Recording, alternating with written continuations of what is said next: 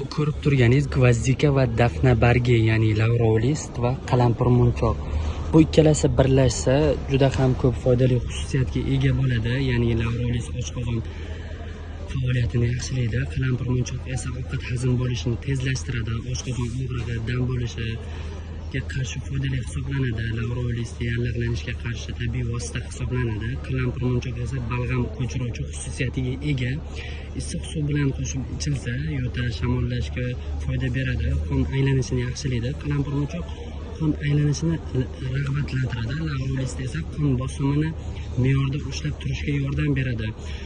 Lavrolist siydik haydovchi xususiyatga ega, bu orqali tanadan toksinlarni chiqaradi. Qalampir munchoq ko'p moddalar almashuvi, ya'ni metabolizmni tezlashtiradi.